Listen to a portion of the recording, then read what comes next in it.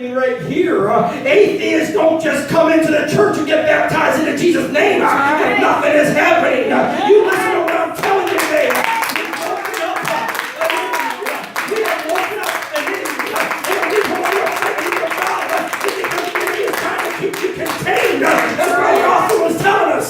He's trying to keep you in your tent. He's trying to keep you hidden. He's trying to keep you fearful. But we have woken up an enemy. I want to know the enemy is encamped about you. What will you do? The enemy's all around you. What is your action? Will you run? Or will you go hide in your tent? Or what is your reaction? How are you going to react to this enemy that's fought you on your job, that's fought you in your home, that's fought you in your marriage, that's fought you in your mind, that's fought you in your health, that's fought you, it fought you, it fought you. What are you going to do?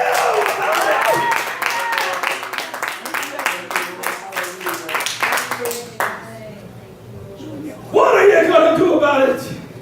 Will you wave the white flag and go down in defeat? Or will you rise up to your call? Or will you rise up to your call? Or will you rise up to your call?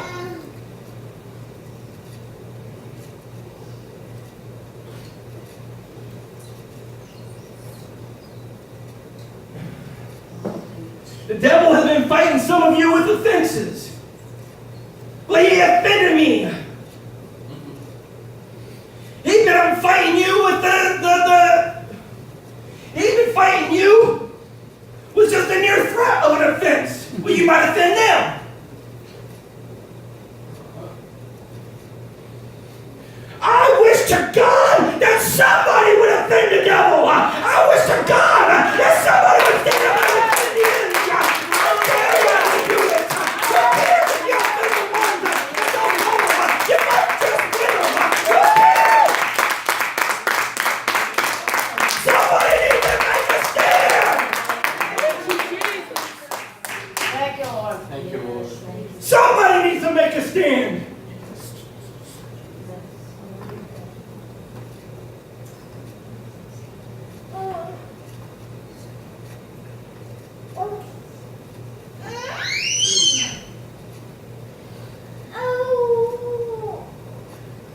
What is your reaction? What will you do? I believe that there is a cry going out. I believe that there is a cry coming from the heavens, wondering how much more that we can take, wondering how much more abuse you're willing to take, wondering what you're going to do next. Can you hear the cry? Can you hear the trumpet? Can you hear what's being said from the heavens? There's a voice coming out that's crying, mighty man of valor, rise up. Mighty man of valor, rise up. Mighty man of valor, rise up. You can't be it too long. You can't be it too long. You can't be it too long.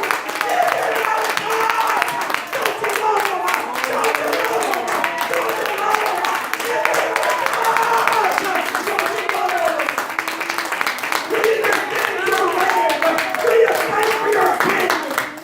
Thank you, Lord. Hallelujah. Or will you surrender and go into imprisonment? I find myself thinking more on the lines of Eleazar every day. I'm going to fight until they kill me. But the last thing you're going to do is imprison me. The last thing that's going to happen is I'm going to be under your bondage anymore. You're not going to hold me in the chains of depression any longer. You're not going to keep me in the chains of addiction any longer. You're not going to keep me in the chains that keep the bind of poverty any longer.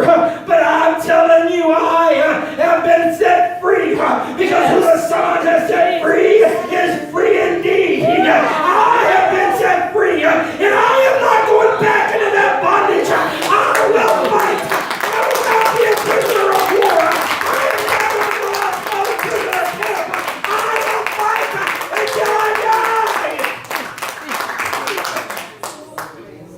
You're not taking me back. You're not putting me in bondage. I have found my freedom. I know what it's like to live in bondage, and I am not going to go back. So I stand here today declaring that I will fight until the end. I have been called by God and I will not back down. I'm not fighting for recognition. I'm not fighting for fame. I'm fighting for survival. My knuckles are white and my fist is cleaving to my sword. I'm giving it everything that I have. I am going to fight. I'm going to fight. And I'm going to fight because I love. I love the King, I love the Lamb. I want to make it. I'm going to protect the heavenlies. You guys see, Benaiah didn't jump into the pit with a lion on a snowy day just to make a name for himself. That's not why we fight this battle. We're not doing it just for recognition. We're not doing it just for fame. We're not doing it so people say, yeah, you're doing a good job, buddy. That's not the reason we're fighting. My gosh, we're fighting for our life. That's right. We're fighting for our life. That's right. He wants to steal, kill, and destroy. That's right. Actually, it's the other way around. He wants to kill, steal, and destroy. He wants to kill you, steal everything you have, all your spoil.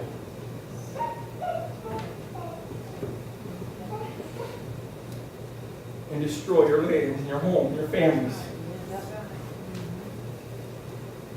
See, y'all think we're just playing in the church. Y'all think we just come up here and we say a little prayer and we go home and we're okay. Some of y'all think that it's just saying a little worship song. We're going to do it again on Sunday, and they're going to ask for more of my time, 3 or 4 hours a day on a Sunday, and that's all, man. And then I can go home and I'm satisfied, and I'm uplifted, and I feel good for a day or two. But I'm here to tell you, it is not about the entertainment that I'm giving you. It is not about the music coming across there, even though they sound good most of the time. Even though I cannot wait until my wife gets better and my son becomes a man, because I'm telling you, they've been struggling lately. Don't sing that song ever again until he becomes a man and you get over your sickness. I told them they sing it every Sunday. They had the same problem last Sunday.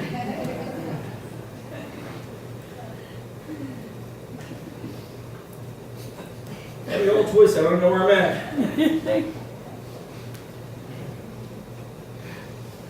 But I'm not here for the entertainment.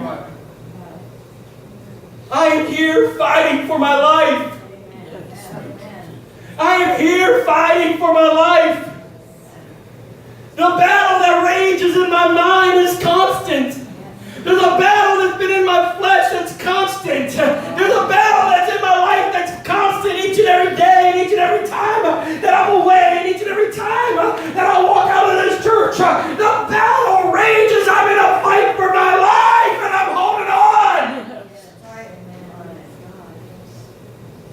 I'm not doing it for recognition.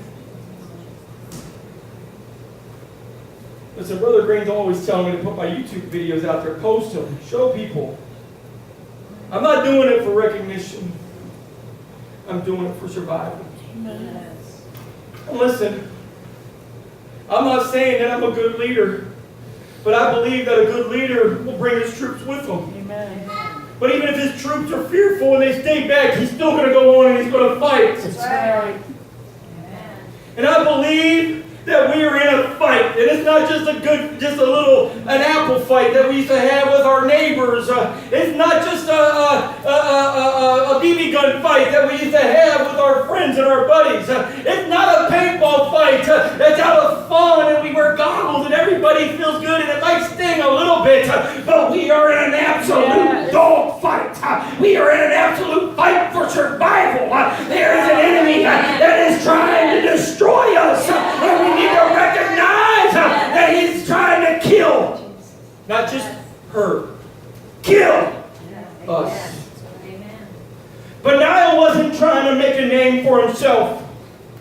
when he fought a lion in a pit on a snowy day. Mr. Nicole, just bear with me, man. I will make it more interesting here in a second. But he found himself in a pit. How many of you guys feel like you're in a pit right now? How many of you feel like you're in a rut right now? Amen.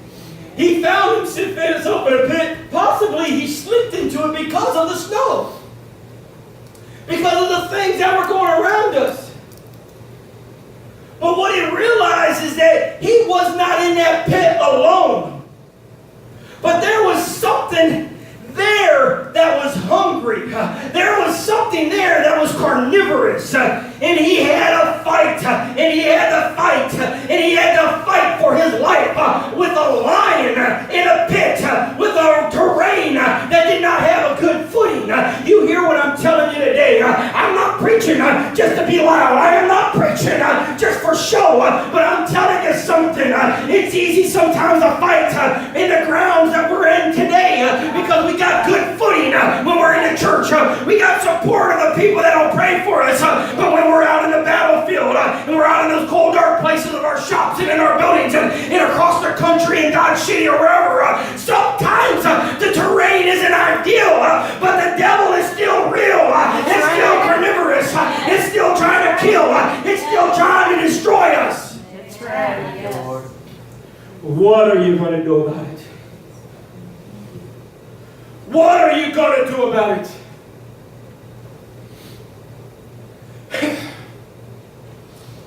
What are you going to do about it?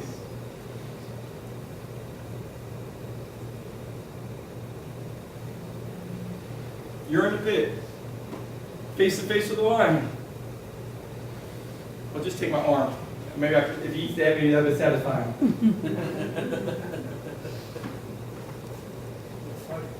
All right, it's a big lion. It's going to take more than an arm. Take his leg. That's enough to satisfy anybody.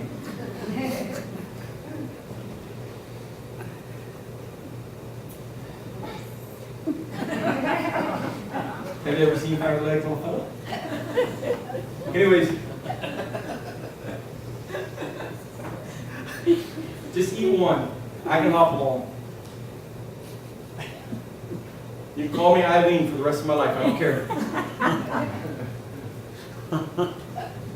I'll eat at IHOP. I don't care. Oh my.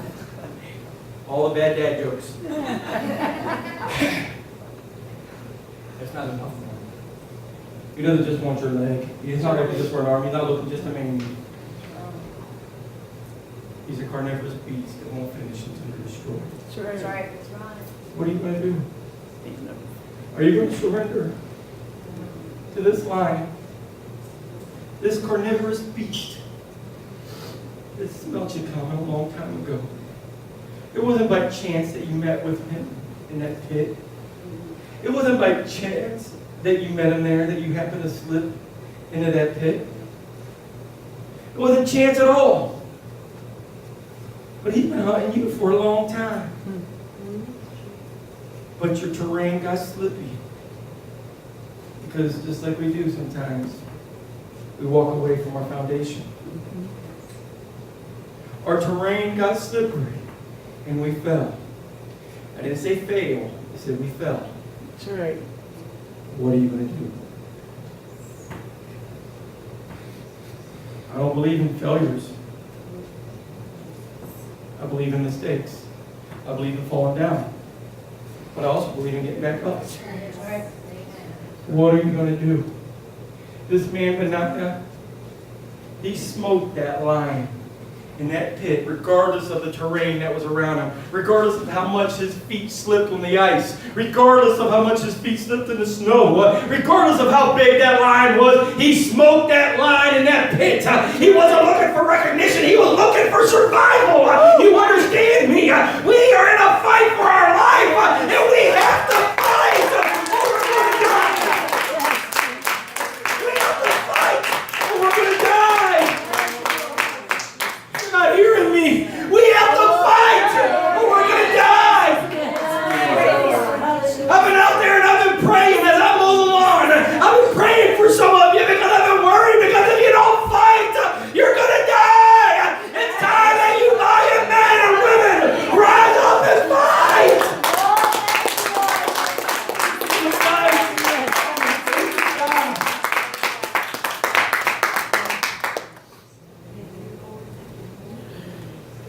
Not on my watch! Not on my watch! Oh, yes. Not on my watch! I've got to see you victorious. I've got to see you overcome. I will fight the battle with you, but I need you to fight too. I need you to fight also. Stand up and fight.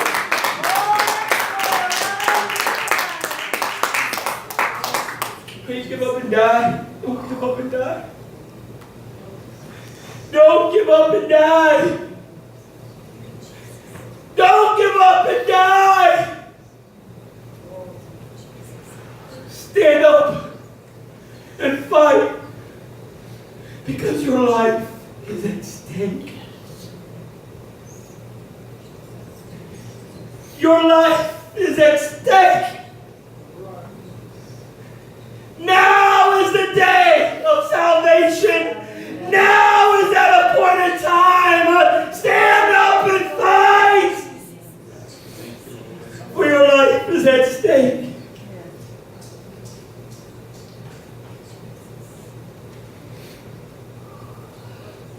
We're not looking for a powerful testimony, but you're going to have one when you defeat that beast. You aren't looking for recognition, but people will take notice of your faithfulness and your strength when you climb up out of that pit. Yeah, you might be scarred. Yes, you might be bloodstained, but they will recognize your true strength when you rise up out of there. Victorious.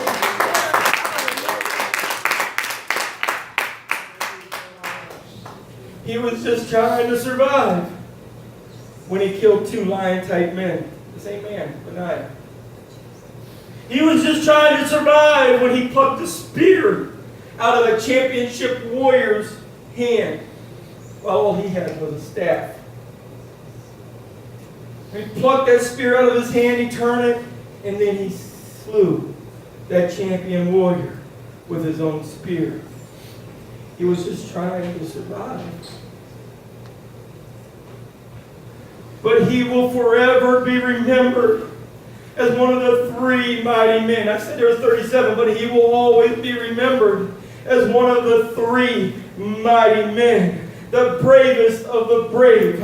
Now, I'm here to tell you there was more than 3 men in David's army. I'm here to tell you that there was more than 37 men in David's troops. I'm here to tell you there were thousands, hundreds and thousands of men that followed